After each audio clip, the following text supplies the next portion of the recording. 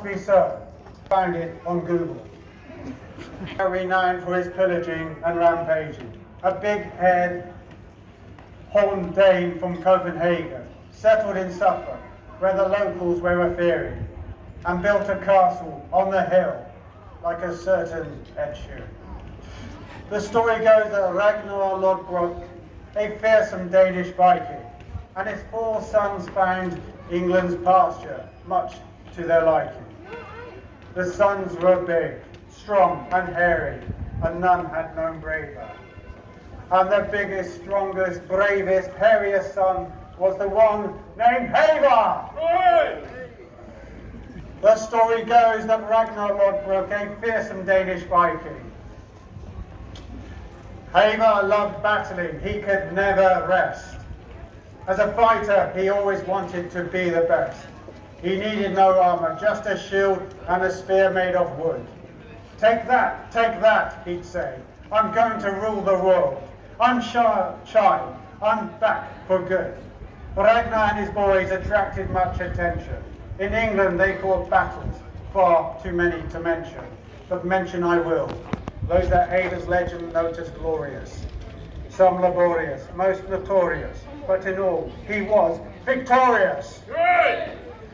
Haver unwittingly took part in history in the making, when he interrupted King Alfred just as he was baking. They fought a mighty fight till Alfred, he was dead. The cakes were burnt and inedible, so Haver went to Greg's instead. He then took on Edmund, king of all Anglia. Edmund was clever, which made Haver even angrier. But brains were no match for Haver's mighty brawn, and he cut Edmund down on the Abbey Gardens lawn. Haver beaten Edmund, now there's a thing. It's enough to make a Haverhillian heart sing. In the north he won battles by means underhand. Famously, he fearsome, frightful fighting won Northumberland, from Essex to Wessex, London to London, Northampton to Southampton, Clare to Ware, Steeple Bumstead to somewhere else that rhymes with Steeple Bumstead. Haver's name was known, and he could have lived wherever he wanted to, in this land that he chose to roam. But after every battle he made his way back to home, to his place, his town, his people, his community, to the town that bears his name. And we know where that is, don't we? So once again, give me an H! Come on! Give me an A! It's better! Give me an E! Give me an E, an R, and another H! Come on! Okay, give me an L. Let's put them together. What have you got? Haverhill!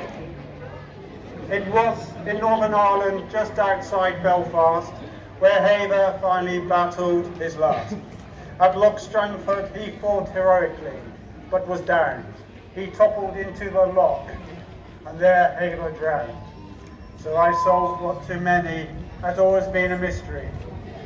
I regaled you with the story of Haverhill's horrible history. So all hail, Haver the Dane. He's the reason that Haverhill has such a name, so legend says. But is what I said truthful? Well, we'll never know, but that's what it says on Google. So let it be so. Let's go forward, let's take the square. Forward!